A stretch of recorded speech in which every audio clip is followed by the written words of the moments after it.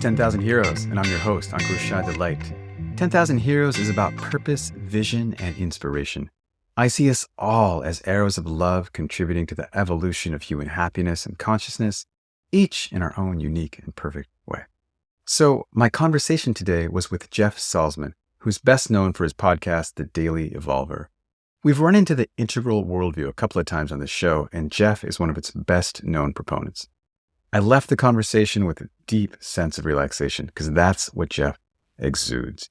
If you're looking for an antidote to all the fear-mongering and restlessness and stress that is so accessible, but without ignoring the giant issues at stake, this episode is for you.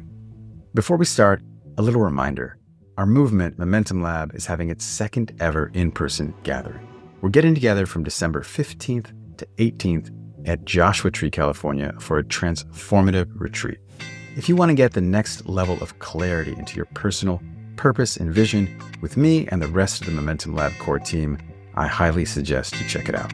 It's called the Night Vision Summit, and the details are at momentumlab.com/NVS. NVS like Night Vision Summit. Or be modern and click on the link in the show notes. So, welcome back to the show. Welcome, Jeff Salzman. Let's jump in.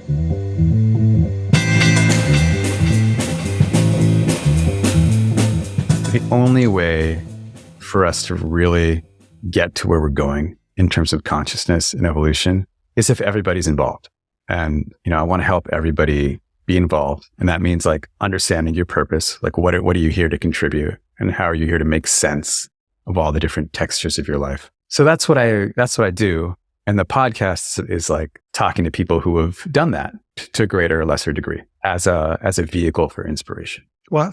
Yeah. Fantastic. So maybe we just start, and this is my first question, is what do you feel that is for you? Yeah. Well, it's, first of all, I'm just sitting here receiving what you did and who you are and recognize that as an evolutionary life, a life lived by somebody who has a sense that my being here matters.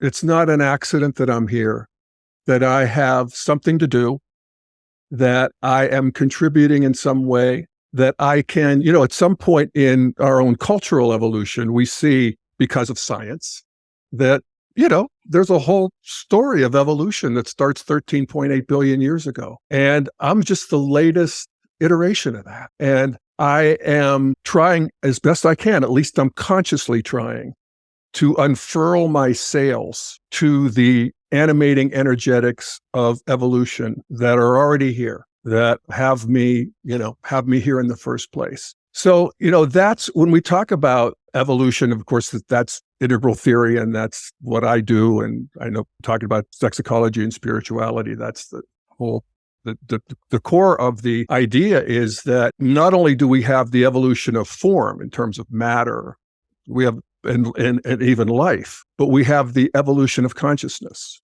And there are stages of consciousness development that we can map out in human history. And we can actually see them also in our own personal history. We're magic, then we're mythic, then we get all kind of, rational, and then maybe we get sensitive and postmodern. And then there's that integral stage, which is the emergent stage in the culture in general, all over the world. And that's the stage of development that does a couple things. One, first of all, it sees evolution itself. It sees that there is something going on here that is moving things forward in some sort of increased complexity. Now, we're not always moving forward in terms of things being uniformly better. I mean, is it better to be a magical child or a depressed 14-year-old? Well, welcome to evolution. It's not always pretty, but there is an added complexity to it. And so we see that in our culture. And so we see that. And then on a personal level, it's like, so, okay, who is the next Jeff, in my case, that wants to be coming online? And how can I notice that? How can I participate in that? How can I see that I don't need to create him entirely, that there is a force of loving intelligence that's also participating in this? And so we all do that, only more consciously. And we do that as a culture too. where there is, this is another one of the big markers of integral consciousness, is that we want to integrate the best of all of the previous stages of human development. And so we do want to re-enchant the world with magic. We do want to tell great stories that like great myths. E.O. Wilson said that evolution is the greatest myth of all time. And he meant that in a good way because, something's going on here. It's a big story. And we want to be rational and we want to recognize the world in its own terms and work with the forces of nature in a way that where we can create and achieve and, do what we did in modernity, which is triple lifespans and educate people and develop, the modern world. And, that doesn't end there. There's a movement, and we see this coming out of modernity, flourishing mostly in the 60s, of a countercultural move of world centrism beyond ethnocentrism or patriotism, where there's an understanding of the karmas of history and the people who have been left out of history and the people, how we tell stories and sensitivity and interiority, actually, psychology, psychotherapy. This all really comes online. Psychedelics is a big part of why, actually. And so that comes online. And we can see that. And we can see that if we look at history, one of the ways that this development happens is that these worldviews just naturally, and I don't approve of this actually in terms of designing the universe, but apparently. Were you not consulted? I was not consulted, or I would have warned against this. But indeed, it does seem to be the physics of this universe that we fight our way forward. Now, we also friend our way forward, fortunately. But, we're supposed to fight here. It's not supposed to be easy. At these later stages of development, we want to fight in ways that, without real bullets and blood and guts. I mean, we just want to, kill each other on Twitter. But that impulse to be in the arena with each other is really just sort of built in. And yet, as we move into this integral stage of development, and I can see this, and maybe you can too, I think you can, looking at your podcasts, that there's a stage of people who are tired of right fighting for their ideology. And they're just bored with it. Boredom is one of the great engines of evolution. I always said, human beings, you can do anything to us, but don't bore us. And so there's a new emergent view that wants to, what do my political opponents really think? What piece of the truth what do they see that I'm not? How are they processing things in a way that I'm not? They can't just be evil. It can't just be this simple. It can't just be MSNBC, and that's this new stage of integration. It's called the integral stage. And we want, re-enchant the world. We want to tell the great stories. We want to be rational. We want to be sensitive and, make the better world. And now, because we know that we're working with the forces of evolution, we can relax a little bit, know that we're being lived. It's not just all up to us. We haven't driven it into the ditch. It's not our fault. And so that's sort of the basic frame of evolution or of integral consciousness that I think more and more people are entering. Okay, so I want to go back to the question a little bit because I think you may have dodged the question, which of course, the part of what you're doing right now is this process of inquiry of who is the next Jeff, and that's part of hopefully what I'm doing right now of who is the next Ankur and what every single one of our listeners is doing. But for you, like what, besides coming to terms with your own evolution, is there another purpose that you've identified that is a theme? Yeah, no, it's interesting. I'm actually, you can be my executive coach. Lovely. Let's do it. Yeah. I took the summer off from my podcast, which I've been doing for 12 years. And I have been working in my garden. I hope nobody's offended by this, but I've seen myself as, this is the summer of being a Hausfrau, which is German for housewife, which sort of conjures up this plump, kind of with an apron. And that's me. So I'm working in the garden. I'm taking care of the family. I'm gossiping, I'm cooking, I'm organizing, and I'm loving it, I got to say. And I'm not missing work. Now, so that is, so my question to myself is this a degeneration or is this a generation? Because I always think there's something that always haunts me from Scott Peck. I don't know if you wrote The Road Less Traveled. It was a big book in the 80s or 90s, whatever. And he talked about that the opposite of good is not evil. The opposite of good is laziness. And so it has that sense of that in order to be growing, you need to be swimming upstream somehow. You need to be working at it. It can't just be as easy as doing just what you want to do. And at this point, for me personally, since you're asking me personally, I'm 68 years old. I don't need to work anymore. I can be a housefrau if I want to be. So that's one impulse that I'm dealing with. The other one is I do have something to say. And my thing with the Daily Evolver has been to look at current events, basically through the lens of integral theory. So I use current events to teach integral theory, and I use integral theory to help understand current events. And I'm good at that. That comes easily to me. It's like falling off a log. So I want to not let that go, but I'm not sure I want to go to the trouble of a podcast and all of the editing, posting, all that stuff. So what has been natural? So I, and I would recommend this to people when you're sort of, what's the next me that's coming online? Where's the juice? What am I naturally magnetizing to? And for me, it's Twitter, I have to say. If I have some time free from my busy schedule of walking the dogs, then I will sit and, do Twitter. And I've been a Twitter lurker for years, just reading it, but I've posted here and there. I've posted all my podcasts. They're all on there too. But there's something about the immediacy of that. There's something about the arena of intellectual, combat and comradeship, both, that appeals to me. So I may be going in that direction, and I thought I'd know by September, and I'm not sure I do. Yeah. Well, there's one thing you said that really struck me. You said, I don't need to work anymore.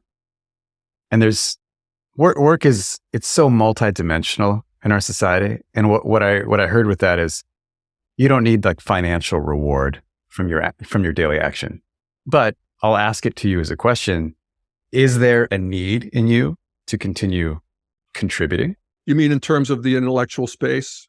The work you've been doing, like current events, integral theory, it's only like more important every moment. Like you're saying, this process of evolution it's not just that it's not pretty, it's horrifying. Yeah. The war in Ukraine, the incredible like ups and downs in terms of just people's basic rights over their bodies in different countries. Like people need someone with a long-term perspective to make sense of it, even just for our mental health. Like, and it's clear it's effortless for you to do that, but does it still meet a need of contributing? Or are you just like, fuck these people. I gave them what I gave. What do you people want from me? Yeah, I'm going to grow some dope eggplants and you can all just burn. Well, there might be some middle ground in there. I'm actually not sure if I can do it in a way that feels more juicy and less onerous, if you will. And I think Twitter could be it. And the other thing, Ankur, is that, there's a certain silo to the integral world that, I have had the same, I have several thousand people who will listen to anything I put out pretty much. And that's been the case for, 12 years, basically, almost. I mean, it built, but, 4,000, 5,000 people. It's not that much in the scheme of things, but it's not nothing in terms of, who it's influencing and, the impact it's making. So I appreciate that. What Twitter also offers me is the opportunity to get out of the silo. There's a way in which Twitter just gets you into the intelligentsia to the degree that you're offering something that is appealing. And that's the challenge for me. That's always been my challenge. How do I translate this, what I think is just, to lit me up, this idea of cultural evolution, consciousness evolution, of integrating worldviews. I think it's absolutely more needed every day. And I do have this gift, to be able to give here. And I want to notch it, after 12 years, there's a certain, I've done that.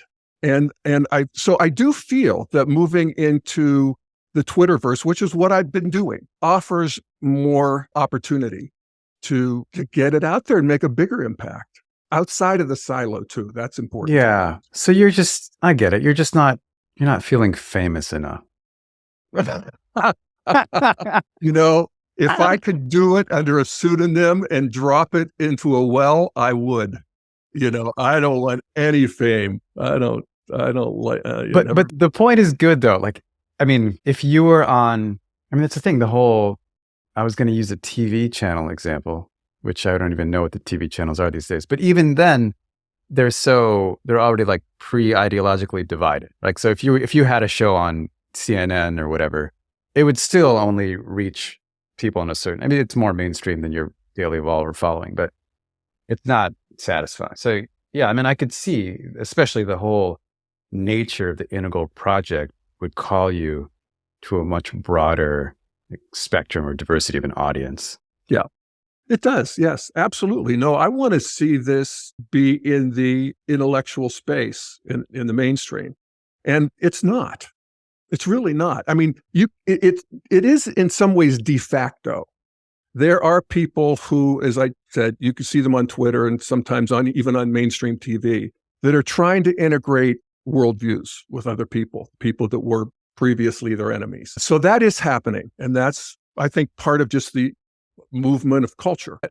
In terms of the integral model and the integral philosophy and the actual tenets of integral theory, they're very helpful. They're very, very helpful in getting that nascent worldview traction, and helping it to cohere into something that magnetizes people and offers,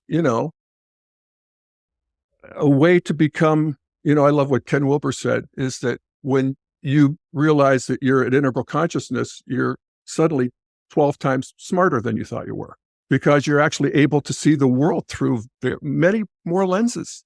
Yeah, we're not spending all that time rejecting. Yes, exactly. And defending and protecting and inveighing. It's exhausting, Yeah. So are there people that you look to who are doing that in the modern, like, politicians, that you're like, oh, these people are at this other level? Yeah, there's Obama is always sort of my gold standard for somebody who just has the fragrance of integral consciousness in the sense, not necessarily in terms of his policies, but in terms of, if you read his books, if you read his speeches even. He just did a show for National Geographic on national parks of the world. The sensibility of these shows is so much more integral, if you will. There's a sparkle to it. And he's narrating, he's there, in the wild and all of this stuff. Just won an Emmy for it. That guy has the ability to flow through perspectives and still be very effective in the world, for God's sakes. He's a two-term president of the United States. So there's that. I think Pete Buttigieg has some of those qualities of just natural harmonizing of perspectives. There are certainly people I follow on Twitter that I find extra interesting, trying to, think of who to name. But, Andrew Sullivan to some degree, but they all fall short. They don't all fall short. But the problem with integral is, for mainstream, is that it does have a spiritual component. There is some sense that there is an intention to the universe. That there is you wouldn't want to use this word, but there is a progress through. You have to sort of can't be a naive progress, but looking at the growth of an individual human being is a very good model for that. Is it always pretty? Is it always easy? But the growth is built in. And there's something about that current culture can't accept. And green particularly, which is the postmodern, that the whole purpose of postmodern thought is to deconstruct the triumphalist progress narratives of the previous stages. So I get it, that's their job and that's what they're doing, but there wants to be a natural hierarchy or a natural movement that can be discerned. And that's a problem for mainstream. But that's okay, because progress, if you will, has always happened by people, countering the mainstream and bringing something new to the party. Okay. So that's, that's my job. Yeah. And so, yeah, with your life, when and how did you tune in to that intention that's happening in evolution? Imagining that you came from the scientific orange perspective and then like the postmodern rejection perspective. How did you become awakened to that kind of mystical truth that we normally associate with like Christian fundamentalists in my hometown? Yeah. Well, first of all, I came from Christian fundamentalism, was the original thing. In fact, I was just back in my home country visiting the family, and, they're very traditional. It's Western Pennsylvania, coal mining, truck driving, Trumpers, God and country people. So I did come from that. Now, I rejected that early in my life and became kind of scientific, and then moved to Boulder, Colorado here, and, became kind of very postmodern, all that good stuff. And so I was trying to figure all that out. And I think, maybe 27, 28 years old, this is 30 plus years ago. And I walked into a bookstore and saw laying on the table a book called I think it's a transpersonal story of human evolution or something by Ken Wilber. But Up from Eden, those 3 words reorganized my thinking in the moment. I can literally remember. And it was like, oh, humanity has come up from Eden. We haven't fallen from Eden. There's an upward movement. And I got the book, and I had been looking for a teacher. I was, bouncing around all these and seminars. I've always been a seeker, if you will. I'm in Boulder. There's the big Buddhist community. I was going to all these teachers traveling through. My friends were all finding teachers. I didn't find anybody. But I knew by page 18 that I had found my teacher in Ken Wilber, who was the author of this book, and talking about this story of evolution that had just lit me up and, so reorganized my thoughts. So that was however many years ago that was. I think the book was published in 1980, and it was still pretty new. So I went through my decades of being a lonely Ken Wilber devotee, if you will. I had no idea he lived 5 miles from me. It was just a coincidence. I didn't know. I didn't even know he lived here. And I'm not a guy who tries to meet his authors. I just don't want to bother them, So I never cared, really. I didn't expect it. Until I had a lunch with a friend of mine. And of course, I was trying to force feed integral theory into her, as I was everyone. I was to no avail, absolutely none. But she actually said, oh, Ken Wilber, I know Ken Wilber. He lives up in Red Hill Lane. And I said, what? And she said, yeah, my husband does his teeth. And so her husband's a dentist. And even then, so I knew that Ken lived here, but I didn't try to contact him. And probably some of the reason was he was famously reclusive at that point. To write SES, Sex, Ecology, and Spirituality, he dropped out of pretty much all contact for several years and wrote that book. But it turns out he was back and he was out. And Ken is personally just, after reading these books, I don't know what I expected, but I didn't expect this sparkly, fun, verbal, completely charming person that he is. And at that point, he was just in his prime. And so I did, through my friend, she told him about me and he emailed me. And I had just sold a business and whatever in Boulder. And so he got with me, he invited me to lunch. I went up to Red Hill Lane, and that was 2003. So this is right when you're getting into it. And he and several people he had already started the Integral Institute at that point and was doing stuff, but I came on and my business had been producing seminars.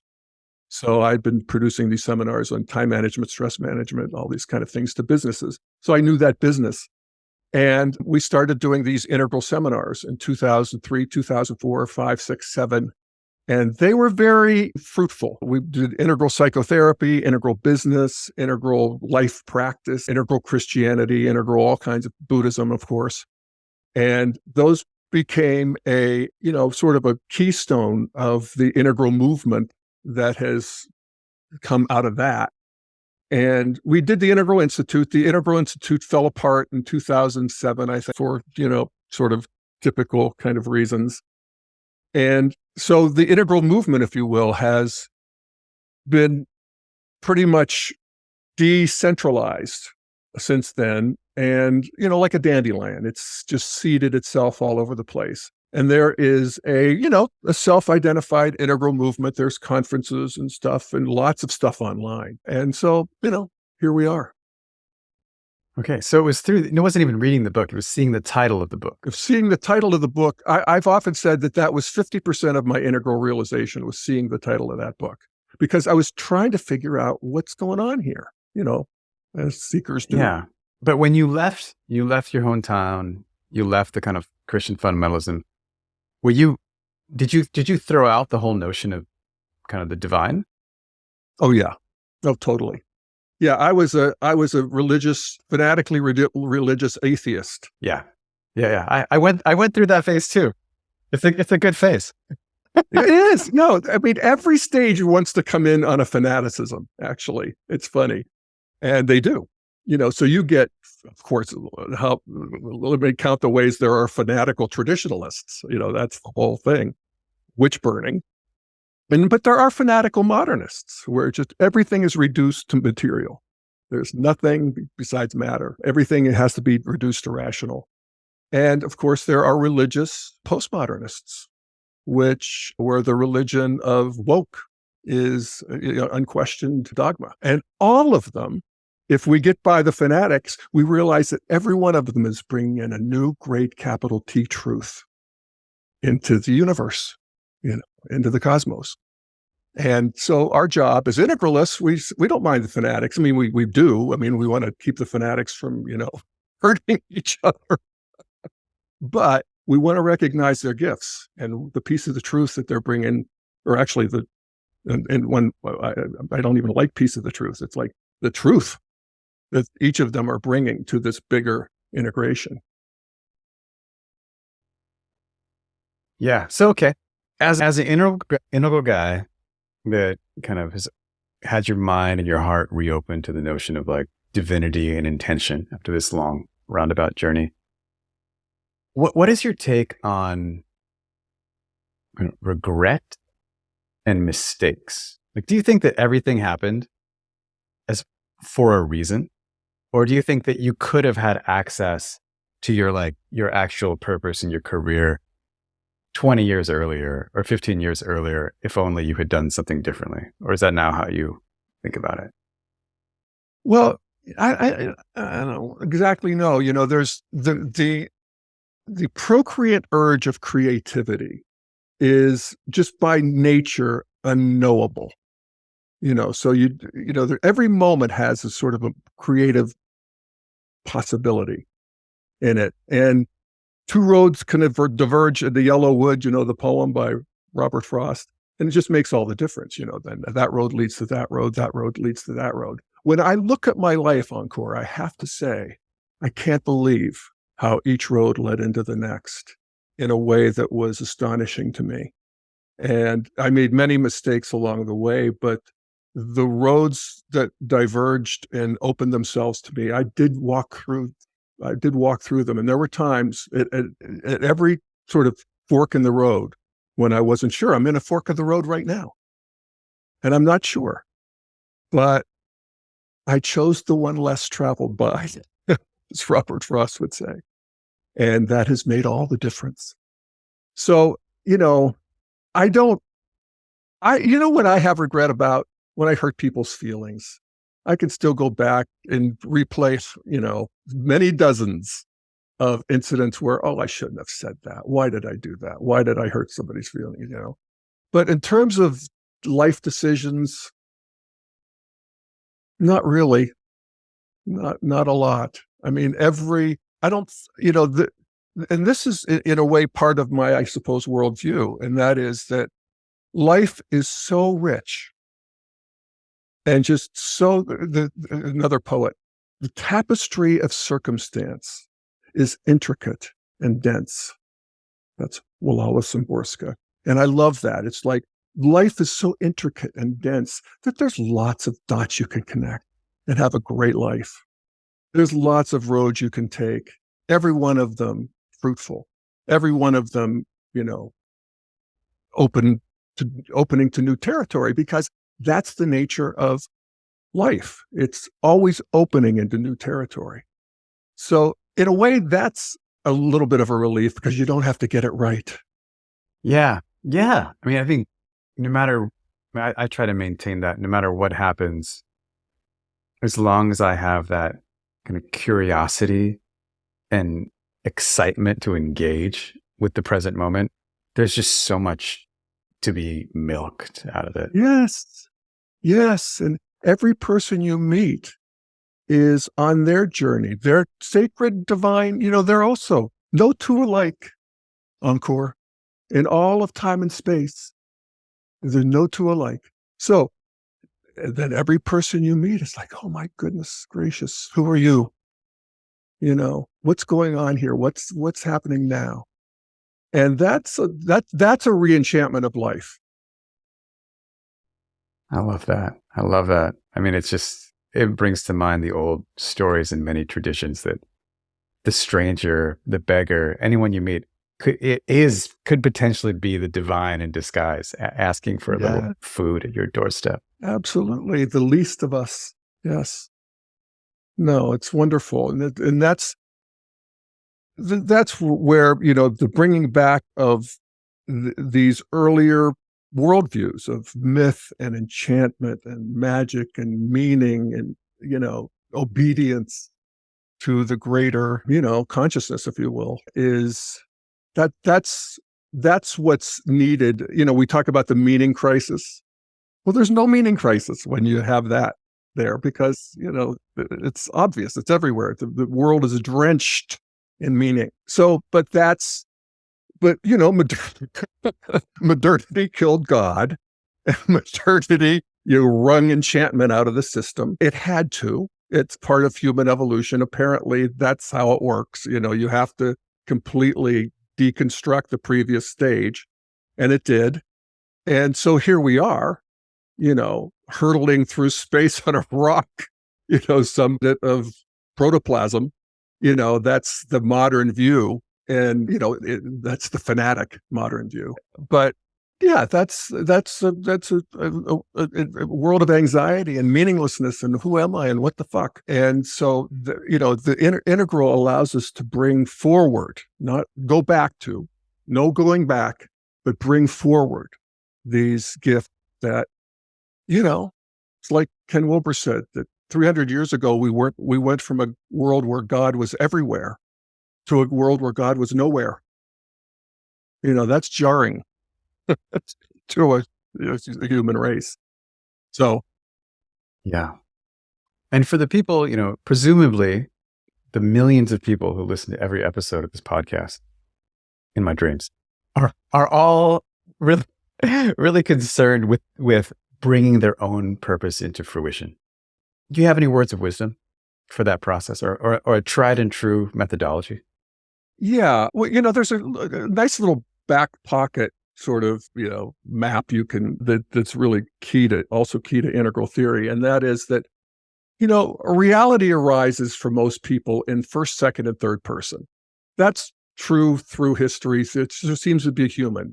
All human languages have an I, a you, and an it, And so if there's a next me that wants to be happening, one of the ways that I can sort of help sort that out and work with it and participate in it. Again, we're participating in an evolution that is powered by evolution, emergence itself. So I can do that in first person. So that's sort of like, what am I able to see? What am I able to take into account? And so I want to be always learning. I want to be stretching my view and including more in it. And so that's first person. Second person, relationships. I want to have a bigger circle of moral compassion. I want more people in it.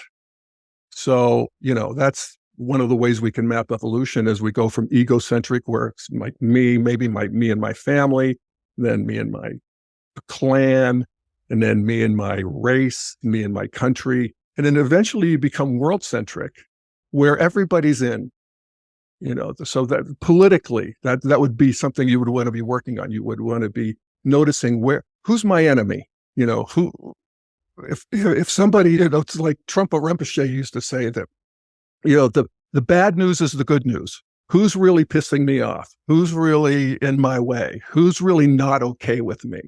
And to be working with that. Also, of course, friends, family, how am I serving? How am I in relationship? That whole world of second person, it's a dimension of reality. So I can be working with that. And then third person is, what am I doing? What am I creating? How am I participating in the world and actually bringing something new to the world, or at least bringing my particular version of it to the world? And that's, so, it's that old Jewish thing that when I get to heaven, God's not going to ask me, why were you not Moses? God's going to ask me, why were you not you? And so all of this is wanting to happen. It's there. The doors are, the road's there. And we want to continue to, get up in the morning and walk it, and not just sit on the couch. And that's always there, and we live in a culture. It's one of the downsides of the upside is that you don't really have to do much if you don't want to.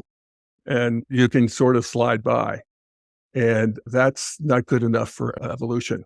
Evolution doesn't like you to be comfortable.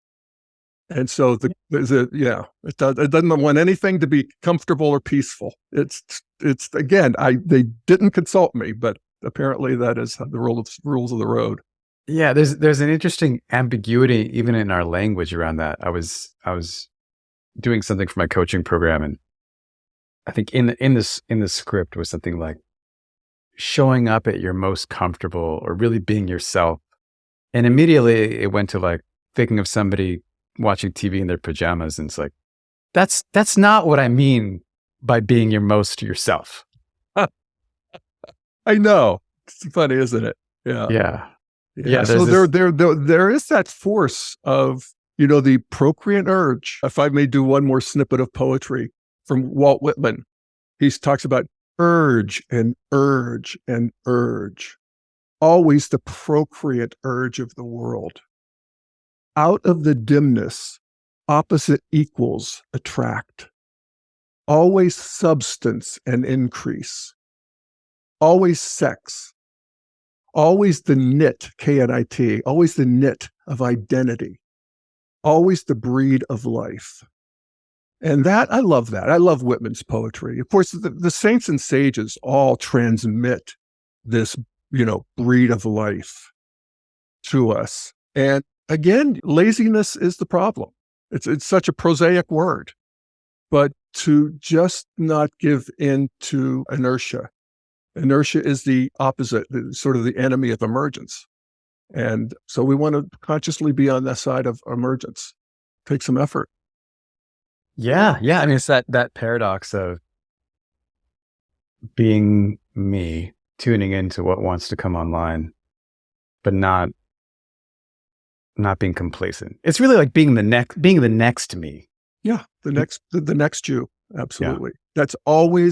That's always there, beckoning. Even moment to moment, you can feel it. And if I may offer, this is again a bit countercultural these days, but if you look at second person, you can also imagine that, of course, in integral, we talk about that there's the spiritual practice in first person, second person, and third person. So first person would be meditation, the unfolding of my interiors, all the ways that we contemplate our deep self. Second person would be a divine other. So is there somebody out there who's sort of assigned to me? Is there a spirit guide? Do I have some relationship to God as a person? That is a dimension of spiritual practice that is, there's a lot of allergies to that in the culture. I mean, you could definitely, spirit guides will generally work, but you got to really have, it's not just your higher self, it's something other, And so that's been really powerful for me, I have to say. When I ask for guidance, when I pray, as long as I'm praying for growth, basically, or wisdom or compassion or something, not a new Mercedes-Benz, then I'm astonished at how powerful it is and how much more fruitful it is to do that than to not do that in my life. And that's been very good. And of course, third person is before you go on, can I ask you about that? And this feels like very intimate, but so when do you pray to a specific being or form, or how does that? What is integral prayer for you? Because you're not praying to Jesus anymore. No, but I could be. And, integral would say, use the tradition that you're comfortable with and, just you sort of deconstruct the idea that it's the only way, and all the stuff that the sort of that hard triumphalist part of the mythological state. But yeah, you can work with whatever, I think you can work with whatever works for you on it, or whoever, and part of it can be, who are you? Are you there? Do you see me? I mean, that kind of thing, and then just see what might arise. So for me, it's like I have this vague sense that there's like a group, I almost see it as a Roman Senate, and they're kind of like watching me, and I'm assigned to them, and their job is to be my guide. And I don't have a whole lot more of a personification than that, but it's enough for me to say, okay, I don't know who you are, but I'm having a problem with, Carol, or I'm having a problem deciding what to do with my life here now at this stage. What can you tell me? And that's enough for me. And I'm wary, I think most people are, of getting too detailed with it, because then you get into that sort of exclusionary, myth. But the second person, just that there is a loving intelligence that I can communicate that sees me and loves me. That's really important. That it's not just I'm seeing them, but they see me and they love me. They're on my side. And they have, they know in ways that I don't. That's been a very, very fruitful practice for me. And it feels like a reintegration of what I had when I was a kid. And Jesus loved me. This I knew. Yes. I mean, part of it is, it'll be a sort of a meditation, if you will. And I'll sometimes see words appear in letters. I'll sometimes just feel something, but that's what's really noticeable is not necessarily that where I'm getting something back in real time, although it does happen, but just that I'll realize 2 days later, that problem is solved.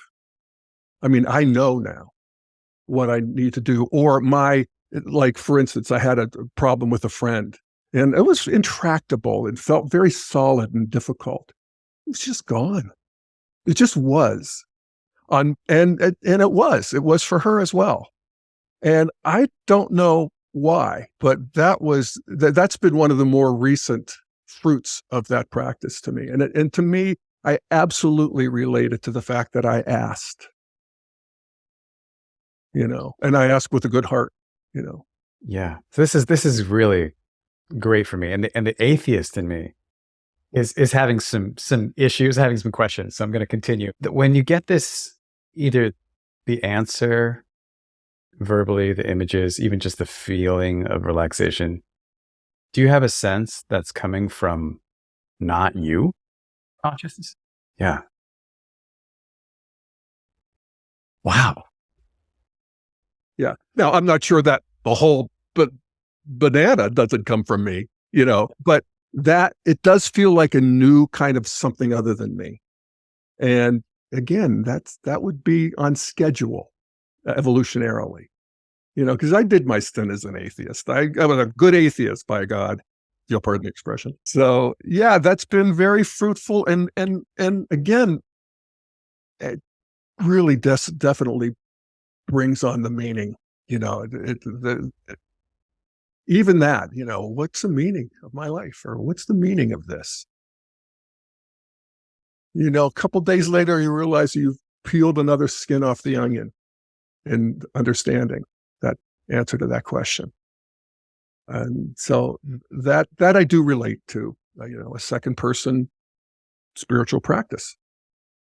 And so we have the first person, we have the second person, then we have the third person, which is the celebration of the arising manifest reality, nature worship, if you will, just the trees and the clouds. And that's another one too, is that, they can sort of all get intertwixt, but to walk in nature and to ask a tree or a rock or a cloud or something that, what should I do? Or or I think maybe it's you're better off talking to things that are living, like a tree. But I have had very powerful experiences of asking, talking to the trees in a way where the response is always the same. And that is, everything's okay. Everything's fine. And that's deep. That's a wonderful thing. And that's not necessarily what I'd hear from my second person, but it is what I hear from, when I relate to nature. Yeah. So, And it's just so stereotypical that that's what a tree or a mountain would say because of their perspective, right? They're just exactly. Dude, exactly. It's just like the tiniest of moments. Yeah. And that's not a bad thing to capital R realize from time to time. You always have to realize it because you get recontracted, but that does break that contraction. And you enter, the world beyond time and space in a way, that is always ever present. And that world, that's alive.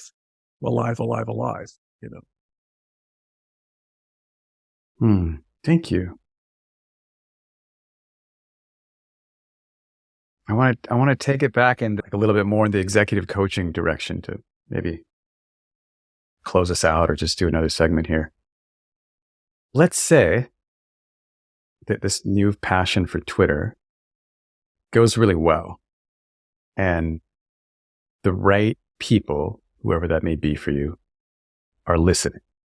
People that you want to be listening are listening. Where would you love for that to take you? So 5 years from now, where would that ideally lead? What would that look like? Well, I think this probably relates to my stage of life. I'm pushing 70. I'd be fine with it just right here. That's the beauty of the virtual world, is that I can do it right here.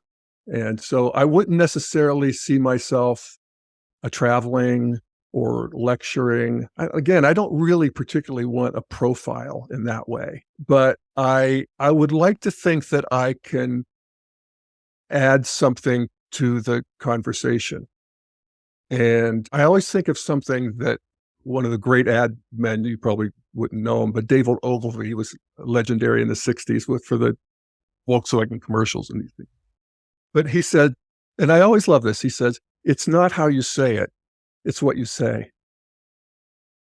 And I love that because integral does give you something to say. That there, it helps you to, there's no issue in which the harmonization of worldviews doesn't bring something forth that's new. So that's not going to be the problem. I think I could rise to the occasion if there were a big following and, do the job, but I don't see it as being anything that would be, change my life much.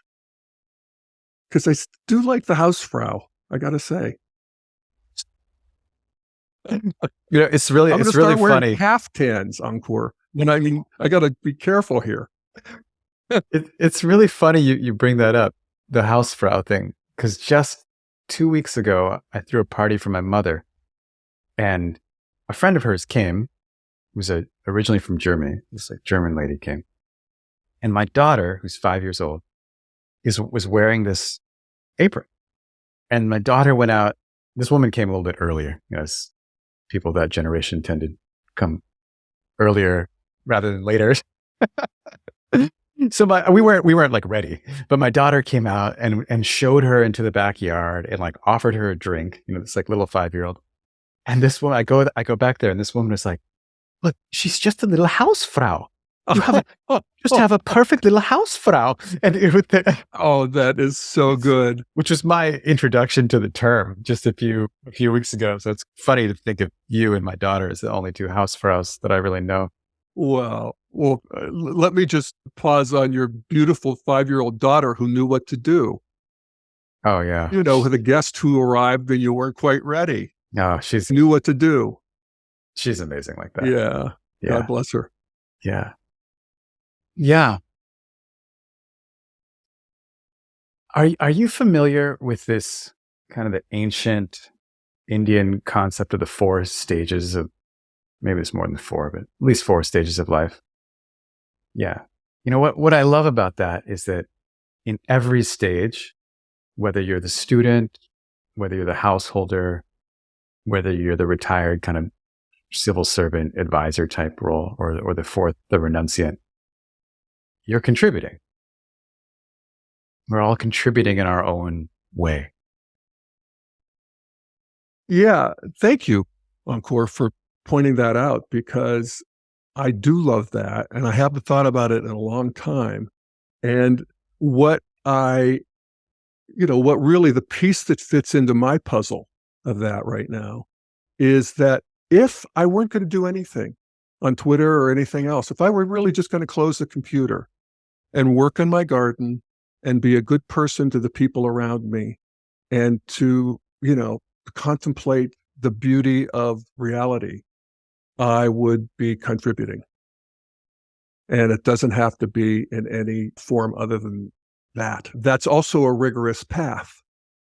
That doesn't mean, it doesn't include much of the couch, but it is a path that thank you for pointing out that is completely legitimate. And I'm getting to that age. Yeah.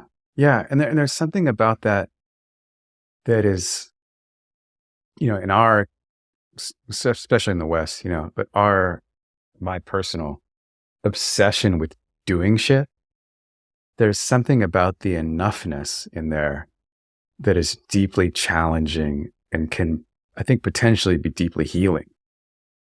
Me too. Me too. Yes. Yes, yes, yes.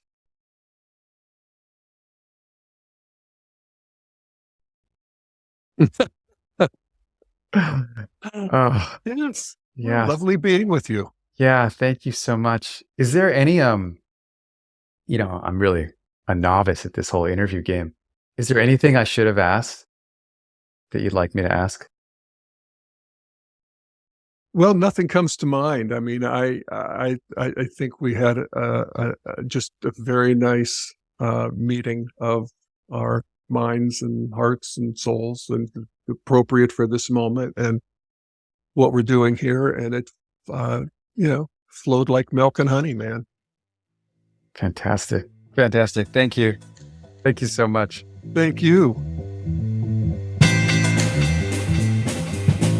That concludes another episode of the 10,000 Heroes Show. Thank you again for listening, and I hope that this has contributed in some small way to your own personal journey towards being a hero, whatever that means for you.